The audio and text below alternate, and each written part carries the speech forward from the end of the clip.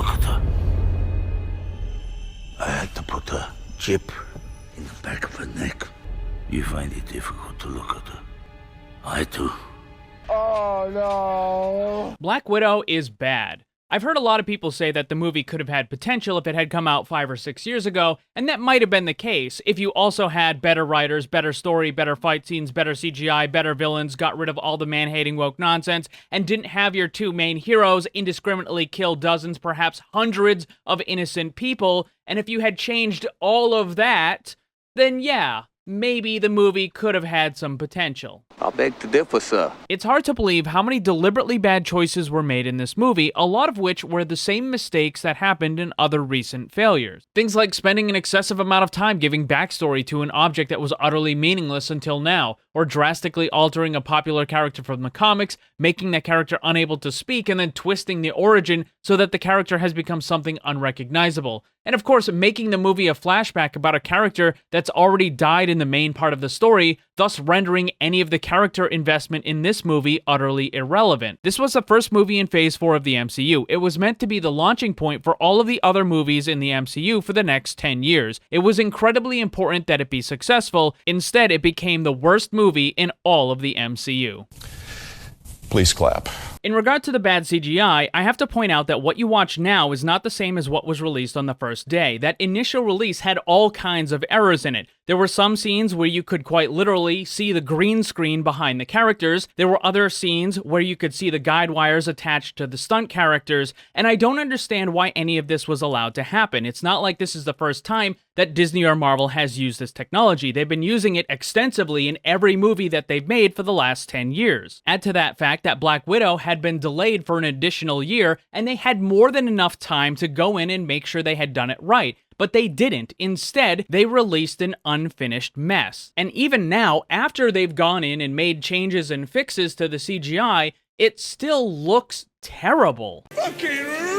The movie, which itself is a flashback, begins with yet another flashback to Natasha's childhood. Her parents are spies and they've been discovered, and now they need to flee the country. In the process, her mother's injured, but they do manage to fly out on a small aircraft. We meet the movie's primary villain here, General Dreykov. Natasha and her sister are taken away to be trained in the Red Room to become Black Widows, and Alexei, the father, doesn't really seem to care much about them at all and is more concerned about his next mission, continuing Hollywood's non-stop attack on father figures. But don't worry, it gets worse. Throughout the entire movie, Alexei, also known as the Red Guardian, is nothing more than a buffoon, a bumbling idiot who needs to be repeatedly saved by his daughters and his fake wife. A lot of movies will include a less serious comedic character, so that's nothing new, but it's very clear that Alexei was included for the sole purpose of being the butt of jokes that were not meant to be lighthearted, but instead deliberately meant to be sexist man-hating nonsense. You're a man when I tell you you're a man. And this is absolutely not speculation on my part, as it was literally included in the promotional material for the movie prior to its release. That is an incredibly outmoded and sexist attitude. It picks up 21 years later, right after the events of Captain America Civil War, where Natasha is on the run from Thunderbolt Ross and is now hiding out in Norway.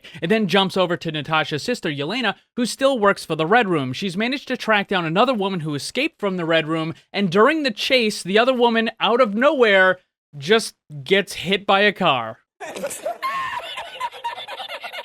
So first reaction, you'd think, okay, this other person must be working with Yelena to try to catch this woman, but nope, that's not the case. It's just some random person driving down the street, happens to hit this woman, and then drives away without stopping or checking on her or anything. Just hits her and keeps on going. Nobody cares. And then we get our very first fight scene of the movie. And by fight scene, I mean collection of incredibly brief clips that are all stitched together in a very fast way so that most of the audience won't recognize the fact that the choreography is awful and the actors don't know what they're doing. But don't worry, it gets worse because then we get treated to one of these. You might remember that technique from such classics as The Last Jedi or Game of Thrones when Arya defeated the Night King. Expectations subverted. Would someone please tell Hollywood to stop doing this? I know you think it's cool, but it's not. It's overused, it's impractical, and it's just dumb. Right before the other woman dies, she sprays Yelena with the magic dust, breaking the mind control. Then Yelena takes the rest of the magic dust and runs off. Then there's this big build-up about the Red Room authorizing the use of Taskmaster to go after Yelena. Taskmaster in the comics is a very interesting character,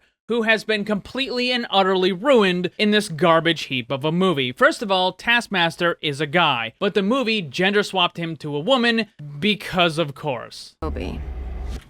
When it fits a woman.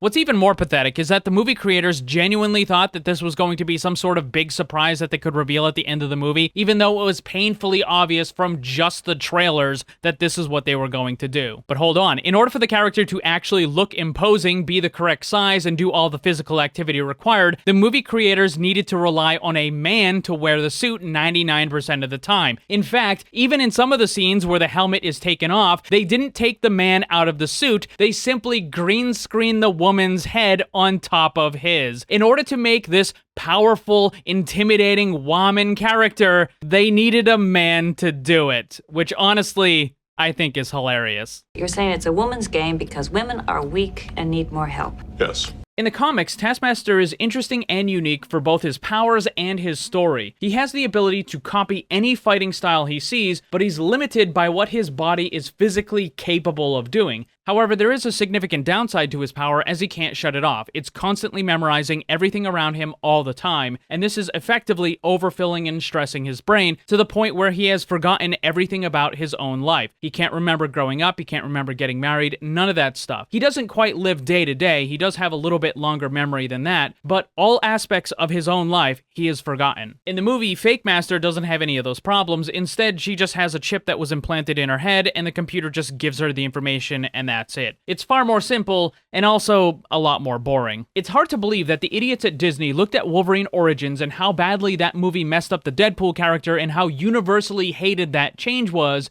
and yet someone still said, hey, you know what would be a great idea? Let's do that same thing, except to Taskmaster. Madness.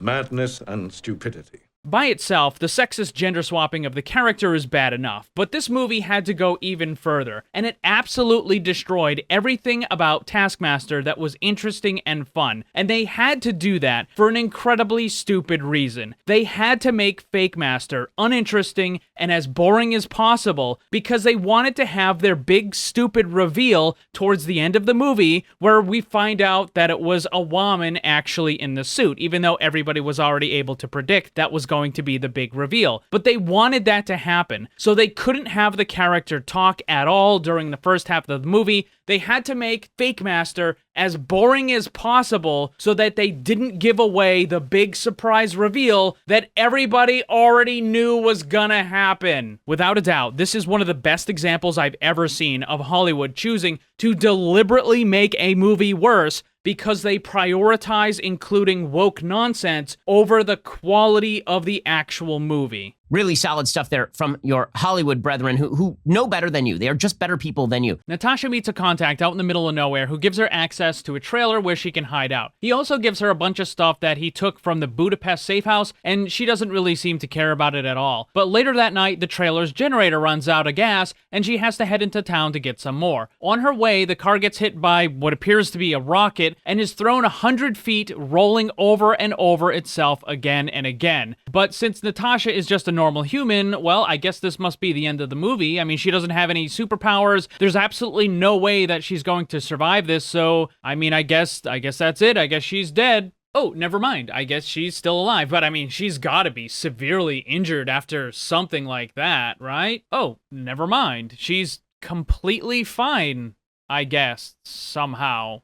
Got better. In the previous movies, the MCU did a fairly decent job of dealing with this issue for both Black Widow and Hawkeye. Since they're normal humans, they have no powers and no extra protection, they tend to stay a little bit away from the fighting, because a single hit would pretty much take them out. And it's not just this one scene either, it happens several more times throughout the course of the movie, and it gets more and more ridiculous each time, and I'll show you some of them. It's just absurd. It's painfully obvious that the writers on this movie want to show Black Widow as a woman who is just as strong, as durable, and as powerful as any of the men who are on the Avengers, including Captain America, Thor, Spider-Man, all of those who actually have superpowers. They want to show her as being just as strong and powerful as they are, and it doesn't work, and it's ridiculous. ridiculous. Black Widow has never been about overpowering her opponents with strength. She uses her intelligence, her cunning, her guile, and yes, even sometimes her looks, in order to beat her opponents. That is who Black Widow is. And instead, this movie is trying to take away all of her feminine characteristics, and instead, they just want to make her behave like a man. It's not unique to this particular movie. All over Hollywood, they do the same kind of garbage, and it's just stupid, and it doesn't work. I am the strongest woman this state has ever seen. The attacker turns out to be Fake Master, but this brings up a really good question. How did Fake Master in the Red Room locate Natasha out in the middle of nowhere? The movie never actually gives us any explanation at all. Aurora Borealis! Even though Thunderbolt Ross, who had the resources of basically every single government on the planet, was unable to find Natasha, At this time of year, at this time of day, in this part of the country, and yet somehow Fake Master was able to find the exact bridge at the exact location at the exact time of day where Natasha was going to be driving by because she just so happened to run out of gas for the generator at the trailer, localized entirely within your kitchen. Saying that this situation is contrived is a massive understatement. It is the bottom of the barrel for lazy writing. This is the worst. There's a quick fight scene, it's really awful, but Natasha manages to escape with the magic dust that Yelena had sent her. Natasha inspects the magic dust a little bit and she finds a picture of herself and Yelena when they were younger, so she knows that it was Yelena who had sent it to her from the Budapest hideout. But then it brings up a really good question, why didn't the contact guy just tell her that Yelena had given it to her? Because this is going to cause a big problem in the next scene, which is just all kinds of stupid. Upon arriving at the hideout in Budapest, Natasha and Yelena immediately get into a fight where they're both genuinely trying to kill each other for no logical reason. There is absolutely no point to having this fight in the movie as far as the story is concerned. The only reason why they included this fight in this awful movie is because they wanted to show that Yelena was just as good, just as skilled of a fighter as Natasha is. So they included this illogical nonsense scene into the movie. And it isn't even good. The choreography is garbage, and there's a million cuts all over the place because the actors simply are not good enough to do the entire fight scene in just a couple of takes. Instead, they need to break it down move by move like some sort of absurd real-life stop motion. But don't worry, it gets worse. As I mentioned, there's no logical reason for this fight to even be happening, but when you do think about it, it gets even dumber. All right, explain this to me like I'm a 2-year-old, okay? Natasha might be a little concerned about Yelena, thinking that possibly she could still be working for the Red Room, but that doesn't really explain why Yelena is behaving the way she is. She knows that Natasha is not working for the Red Room. She knows that Natasha is a member of the Avengers. That is why Yelena sent the magic dust over to Natasha, because she wanted to get it into the hands of someone like Tony Stark so he could create more of it. That was the whole plan. So when Yelena attacks Natasha, it just simply doesn't make any sense. Also, when you consider the fact that the guy had given the magic dust the package, he didn't know what was in it, but he gave that package to Natasha after he had gotten it from Yelena, because he had set up that hideout in Budapest knowing that Yelena would be staying there. She gave him the package in order for him to give it to Natasha. All of this could have been avoided if that guy had simply said, hey, by the way, that package right there is from your sister Yelena, who's staying in Budapest. All of this could have been avoided. There's no reason for any of this entire garbage to happen. Don't blame others for your bad decision. But don't worry, it gets worse. Now Yelena is angry that Natasha brought the magic dust back to Budapest instead of giving it over to Tony Stark. And of course, Natasha had absolutely no idea that this is what Yelena wanted, and Yelena could have easily solved this by including a note that said, give this to Tony Stark. Yelena took the time to include a picture of both herself and Natasha when they were younger so that Natasha would know that it was Yelena who had sent the package, but she didn't bother to include even a single little post-it note with some basic instructions. But now she's angry that Natasha didn't have some magic telepathic power to figure out what Yelena had wanted. Truly, you have a dizzying intellect. We then get yet another flashback where Natasha explains how she got out of the Red Room program, and it was because she had tracked down and killed General Dreykov, but it turns out that she used his daughter as bait in order to get it done. And at this point, it's glaringly obvious for anyone that has an IQ above room temperature that Fake Master is going to turn out to be Dreykov's daughter. But later on, make sure you pretend to be surprised. Suddenly, a bunch of widows from the Red Room arrive and begin attacking, so the two have to try to escape. But this makes absolutely no sense whatsoever. Both on the bridge and in this building, the Red Room somehow just has this magical information on the exact location of Natasha. And no, they were not tracking Yelena, because after she got hit with the magic dust, she immediately removed the tracker that was implanted in her. So the Red Room didn't know where Yelena was, and they definitely didn't know where Natasha was. There was absolutely no reason for them to just suddenly show up at this location, except that the movie needed to push the plot along. And it gets even dumber, because now that we've established that the Red Room is somehow able to magically locate Natasha no matter where she is, it never happens again for the rest of the movie. Natasha and Yelena go to a whole bunch of places, but the Red Room is never able to find them until their fake mother actually calls them up and tells them the location of Natasha and Yelena at her house. The buffoonery is endless. During the following chase scene, one of the dumbest things in the movie happens, which is when Natasha falls off a building and she ends up hitting all of this stuff on the way down. You would think that she would be seriously injured from this, possibly dead, but no, that's not the case. In fact, she is completely unharmed. Not even 10 seconds later, she is up and sprinting at full speed. Right. After this is the car chase scene that we saw in the trailers about 100 times, but they didn't add anything extra for the movie, so it's not even really worth mentioning. And next up is one of the dumbest scenes in the entire movie, and that's saying a lot since pretty much every scene in this movie is dumb, but this one is extra special dumb. They go into a convenience store in order to buy some supplies, and the whole time, the two of them, Natasha and Yelena, are talking at a normal voice level about the Red Room, about the Widow program, about the Avengers, and other incredibly important stuff. Meanwhile, there is a guy sitting at the cash register, not even 3 feet away from both of them, who can hear everything they are saying. And let me remind you that Natasha is one of the most wanted people on the entire planet. This movie takes place right after Captain America Civil War. Her name and face would have been shown on every single TV channel in the entire world. And there is literally a TV on the wall that this guy spends most of his day watching as he's sitting at the cash register. There's a very good chance that this guy would have recognized Natasha when she first came into the store. And even if he didn't, the fact that she is talking about the Avengers probably should have connected a couple dots for him. And it really doesn't matter if he doesn't even speak English, because there are a bunch of words that kind of go across the entire planet. Things like Superman, Spider-Man, Coca-Cola, McDonald's, and in the fictional world of the MCU, the name Avengers, you know, the team that saved the planet from an alien invasion in New York, probably would be a universal word. Everybody on the planet would know the Avengers. So when he sees Natasha come in, even if he doesn't immediately recognize her, connecting her with the word Avengers probably would have clued him in. This is terrible. Adding to that stupidity, remember that Natasha and Yelena are supposed to be some of the most highly trained operatives in the world. Their occupation and their entire existence is based around secrecy. And here these two idiots are in the public, in full view of everybody, blabbing about stuff that would likely get them killed. Okay, shut up.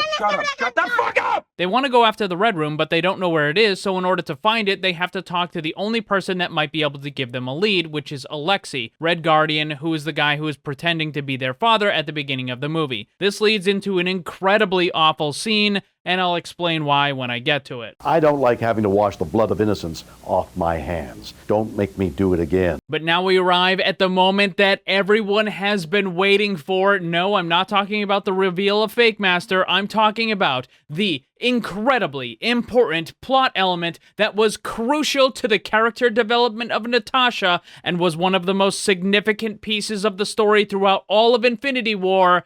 How did Natasha get her fucking vest? I'm sorry. What?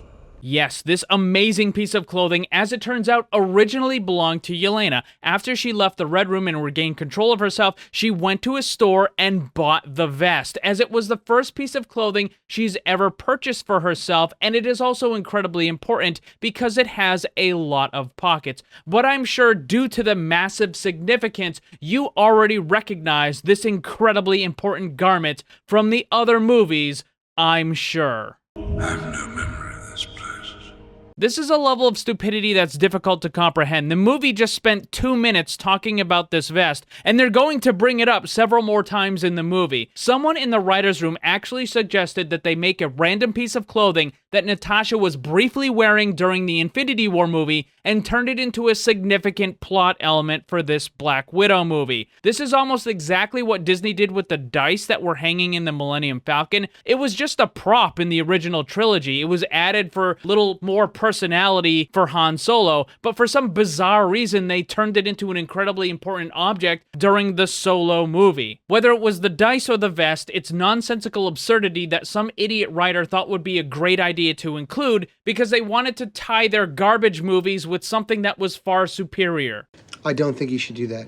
I really don't think you should do that. The two meet up with Natasha's contact again. I honestly have no idea what this guy's name was. I know they put him on a bunch of the posters trying to make him like he was going to be a big part of the movie, or that maybe he was even going to be Taskmaster, but he's not. He's just kind of a throwaway character. They get a bunch of gear and helicopter from him, and then they take off. Moving over to a Russian prison where Alexei's being held, he gets a package in the mail that has a Red Guardian toy. This was the costumed hero he used to be. Apparently, after the mission at the beginning of the movie, he was thrown into this prison and just kind of left there by General Dreykov. We only get the most basic explanation on why he was put in there, and that was because Alexei started disagreeing with people, but it's just nonsense. The fact of the matter is the movie wanted Alexei to be in the prison so that they could have this scene, and therefore they just made it happen. There was a hidden communicator in the toy that allows Natasha to speak to Alexei and give him directions so that they can help him break out. During the escape, he kicks down this door made of solid steel. Remember this moment because it's going to come up later, and it's really dumb. But don't worry, it gets worse. This scene is the most awful, horrific thing in the entire movie, and it really just goes to show that Disney and Marvel simply do not have an understanding of what a hero is supposed to be. For the last time I checked, killing was a bad thing. Earlier in the movie, when Natasha was telling the story about how she got away from the Red Room,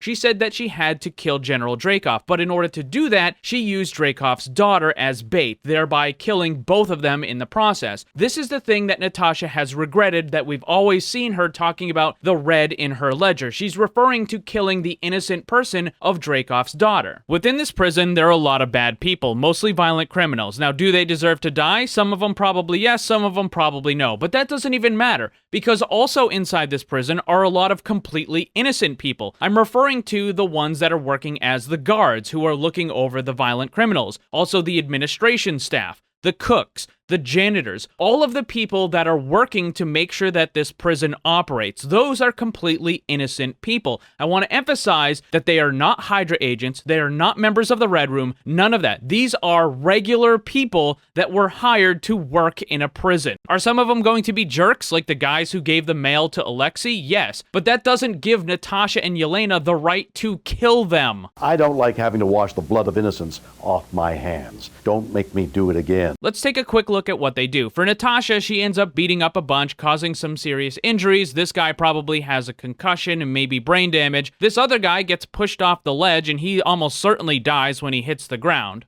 He's dead. But Yelena is even worse. During the fight, she launches a rocket at this guy and blows him up, and then she laughs about it.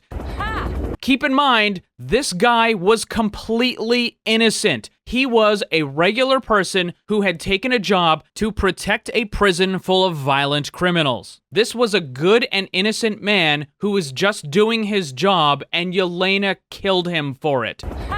He could have had a wife. He could have had a family, and Yelena killed him and laughed. But it gets even worse because the explosion causes an avalanche, which then buries the entire prison. The body count keeps rising, and it's harder and harder to justify it. Now, the people that are inside will probably be able to survive. There's going to be enough supplies and stuff, and there's going to be rescue that ends up coming. But all of the people that were outside of the building, including the ones that had been knocked unconscious by Natasha, every single one of them is now dead. Are we the baddies? Natasha and Yelena are not the good guys in this scene, or even in this movie. They are doing things just as bad as what General Dreykov does. They're willing to kill dozens, perhaps hundreds of completely innocent people in order to get what they want. They are the villains. We're not the killers. They are. Try to remember that. And the worst part of this entire situation is that none of these characters even realize the horrific act they just did. All of those innocent people just lost their life because of the actions of Natasha and Yelena, and they don't accept it. They don't even ever mention it again. I hate this. It is revolting. There's one other thing in the final part of this escape scene that's simply too stupid not to mention. Remember, they want to show Natasha as being just as strong and just as powerful as the male Avengers. Remember when Captain America was able to do this? Well, they wanted to give Natasha something kind of similar. Keep in mind that Scarlett Johansson is only 5'3" and about 115 pounds. I have seen stalks of corn with better physiques. Here she is hanging on the rope with one hand, and she's going to swing by and grab Alexei, who's 6'3" and probably about 250 pounds. But somehow Black Widow is able to effortlessly pick him up with one hand. As they're flying away, Alexei says that he doesn't know where the Red Room is, but Melina probably does. This is the woman that was pretending to be their mother at the beginning and Alexei's fake wife. Natasha and Yelena are surprised because they thought that she had died long years ago, but this just isn't believable in any way. While Yelena was working for the Red Room, she was under the effects of the control, but it was explained that even when you're under the effects of the control, you're still aware of everything that's going on. So if she had just happened to hear Melina's name at any point or run into her or see her or anything, then she would have known that Melina was alive. But the idea that Natasha wouldn't know is just completely absurd because she had an absolutely enormous amount of resources from being an Avenger, working with S.H.I.E.L.D., working with Tony Stark. There's absolutely no way that Natasha would still think that Melina was dead. As a result, everything in the previous scenes was completely unnecessary because Natasha would have absolutely known where the general location of Melina was, and they could have just simply gone directly there and never even had to bother with Alexei. The group arrives at Melina's house, and the pacing of the movie grinds to a halt. Yes, you need to have ups and downs in the course of a movie, but this just stretches on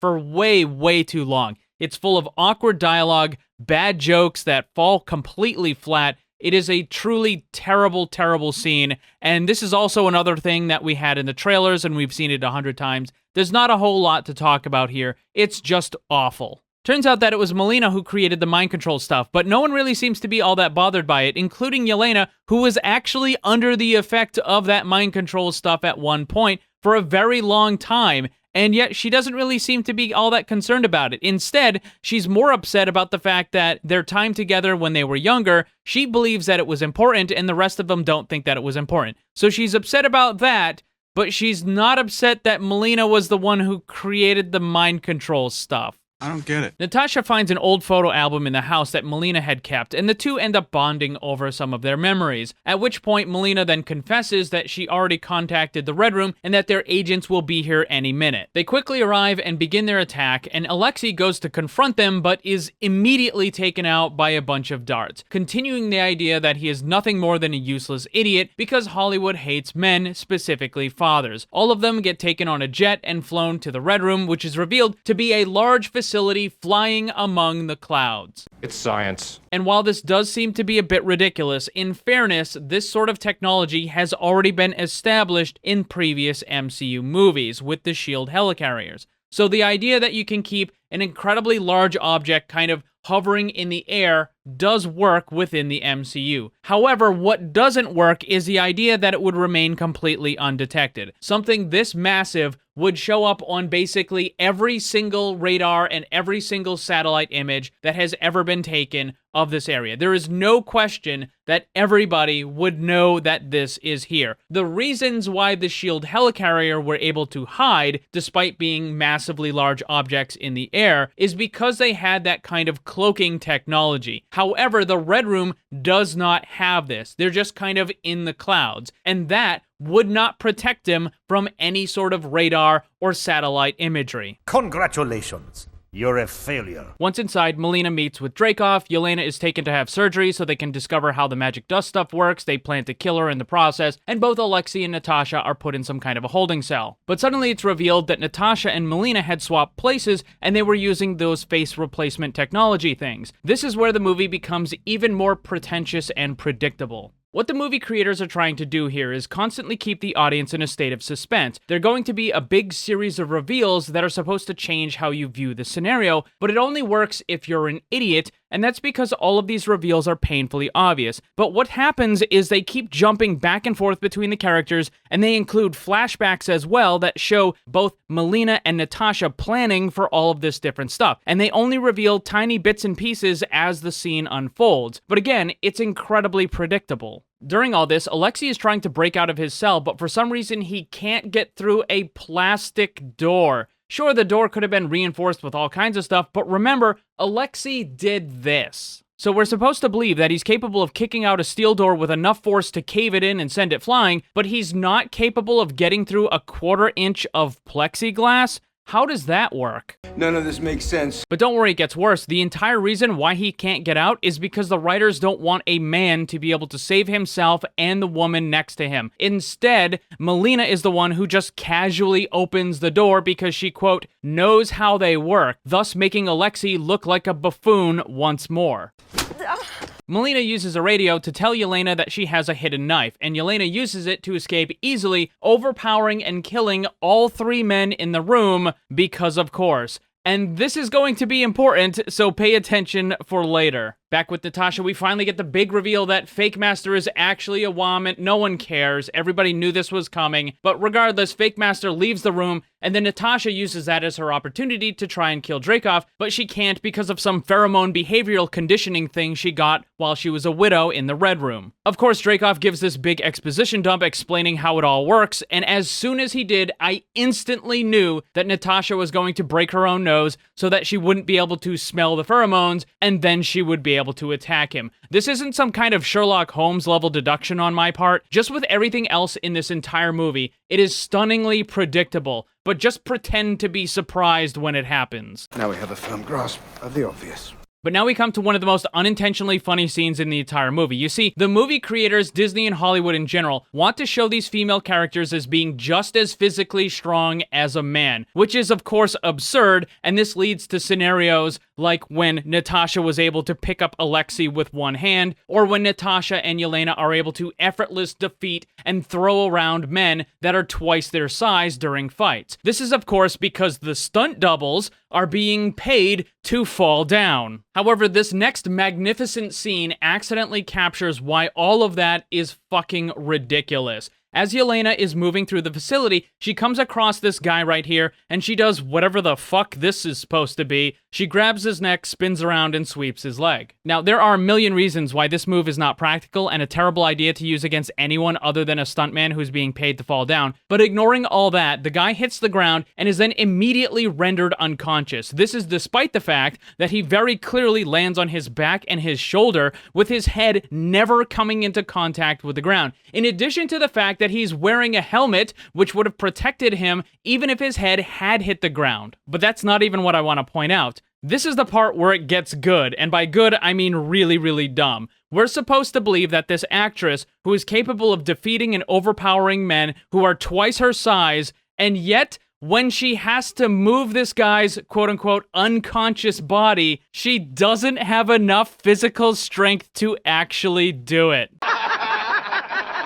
As a result, they just cut away and show it as if she had already moved the guy all the way across the room, even though the actress is physically incapable of doing this. You want me to believe that this small female actress is capable of overpowering men twice her size and throwing them around during a fight, but she can't just drag one across the floor? Weird! It's almost like when you're getting paid to fall down, it's a lot easier than when you actually have to do some kind of physical activity. It's so weird how that works. It's almost as if the entire narrative that this movie, Hollywood, and Disney are trying to portray, where women are just as physically strong as men, is a bunch of bullshit. Is that like a personal attack or something? And now for some reason, Dreykov begins monologuing to Natasha, telling all of his plans, showing the location of all of his operatives that he's placed throughout the world in incredibly important locations, because apparently he's just an idiot and he's a mustache-twirling villain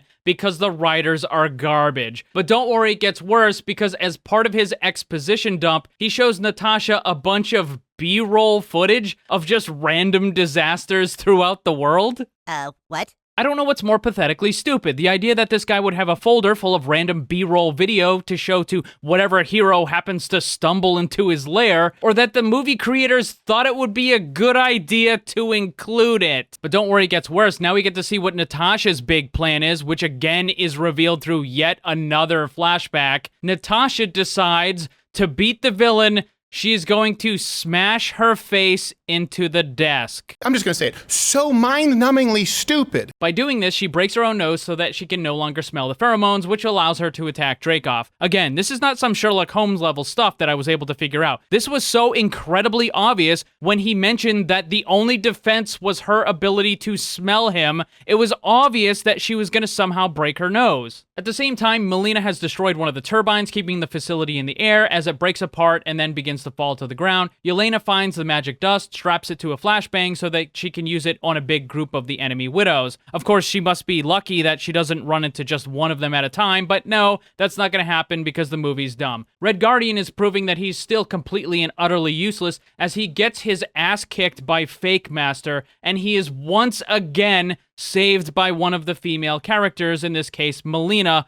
once more. A bunch of widows show up to protect Dreykov, and we get yet another horrible fight scene with a billion cuts. Natasha is eventually overpowered, but rescued when Yelena throws the magic dust flashbang into the room. Again, sure is lucky she had hoped to find all of them in one location at the same time. Oh, well, isn't that convenient? It goes off, spreading magic dust over the entire room and releases everybody from the mind control. But that isn't even the dumbest part of this scene. The flashbang detonates about 2 feet above all of these women. That would have resulted in all of them being incapacitated for at least several minutes. The sound would make them temporarily deaf, or at a minimum cause an incredibly painful ringing in their ears. The flash would have also temporarily blinded them. Every single person in this room would be spending the next 5 minutes laying on the ground in pain, and yet none of that happens. Danny kind of forgot it. The magic dust gets sprayed, and everything is wonderful. Natasha then notices that several of the magic dust vials are on the ground as they were completely unharmed by the concussive blast. How is this movie so dumb? Every single one of them would have been shattered. Natasha makes a copy of all the information on Dreykov's computer that he stupidly showed her, and everyone tries to escape. Natasha manages to find Fake Master, who's still locked in that cell, and releases her in some overly dramatic way of trying to make amends for what she's done in her past. Yelena chases Dreykov outside and jumps on top of the helicopter thing that he's using to escape, and then she destroys it by jamming some kind of a rod into one of the engines. And this is just awful in every way. You'll have to forgive Disney because apparently they've never worked with green screen before. I don't know what else can be said for an explanation as to why this looks so incredibly bad. I mean, this was one of the parts that got changed after the initial release, where you could just very easily see the guide wires on the character as she was just kind of getting pulled away. I mean, it's obvious that she's getting pulled away by guide wires. I mean, that part you can't cover up. Remember, this movie had to be rushed out the door. It's not like they had an extra year to make sure it looked good or anything. Natasha grabs a parachute, manages to catch Yelena, and they make it to the ground safely. Dreykov is dead, but Fake Master has also made it safely to the ground. We get our final terrible fight scene, which is barely worth mentioning. Fake Master is defeated by the magic dust. Alexei and Melina have made it safely to the ground. There's a small emotional reunion with the 4 of them in the family. Natasha asks Alexei if he wants to say anything, but he says, "No, I shouldn't speak because I'll just mess it up." And everyone agrees with him, which is a perfect way to capture the disgusting attitude that Hollywood and Disney have towards male characters, specifically fathers. Great job. You're a man when I tell you you're a man. We finally arrive at the most important moment in the movie, where Yelena gives her vest to Natasha. Step aside, Infinity Gauntlet. This is the most important object in all of the MCU, and I'm glad we got that covered. The circle is now complete. Another shuttle lands nearby, and it has all the widows who had been freed from the Red Room, and they pick up everyone except Natasha. They all fly away, but for some weird reason, they don't seem to ever mention the fact that Melina was the one who, you know, had them all under mind control because she's the one that created it. Apparently, that just gets completely swept under the rug. All of the bad things that Melina has done as part of the Red Room. Remember, she was not under the mind control. She was willingly working with Dreykov on all of this stuff, and all of these women who had been controlled by the Red Room, they had suffered as a result, as a direct result of what Melina was willingly doing, and yet Melina never has to answer for it. Not at all. It never gets brought up. She just, you know, everybody flies away, happy story, whatever. I don't get any of this. It's just garbage. This is very similar to the situation with Natasha and Yelena, who had caused all of those innocent deaths at the Russian prison and never had to suffer any consequences for it. So it seems when a man in this MCU movie does something bad, he needs to be punished for it. He needs to suffer. But when women do unspeakable, horrific things, they just get away with it. There's no consequences at all. Great job, Morty. A feminist masterpiece. There's a post-credit scene which takes place after the events of Endgame where Yelena is visiting the grave of Natasha, and then she gets visited by that weird lady from Falcon and the Winter Soldier. She's the one that hired John Walker at the end and gave him the new title of U.S. Agent. We see that Yelena has been working with the purple hair lady who gives Yelena a picture of the next target. Purple hair says that the next target is the man who killed Natasha, and it's revealed to be Hawkeye. Of course, this makes absolutely no fucking sense whatsoever. Since Yelena knows that Natasha is dead after Endgame, the only way that she would have known that is if she had spoken to the Avengers and they told her what happened, or if there was news broadcasts about the Avengers and how they managed to defeat Thanos. In either case, the actions of Natasha and her sacrifice would absolutely be well known. There is no possible way that Yelena would know that Natasha is dead without knowing the circumstances surrounding her death. The only point of this ridiculous scene is to set up some fake conflict between Yelena and Hawkeye. And I'm going to make a prediction right now. At some point, probably during the Hawkeye series, Yelena is going to track down Hawkeye, and at first they're going to be fighting, and there's going to be a misunderstanding, until eventually Hawkeye is able to tell Yelena the truth about Natasha's sacrifice, and then everything will just be wonderful between the two of them. And just like this entire movie, it is predictable, and it's awful. This movie was meant to set the standard and be the launching point for Phase 4 of the MCU and all of the other movies for the next 10 years. There are some bad movies within the MCU. Iron Man 3, Captain Marvel, Thor 2, but without a doubt, Black Widow is the absolute worst of them all. Oof, okay, well, at least the worst for now.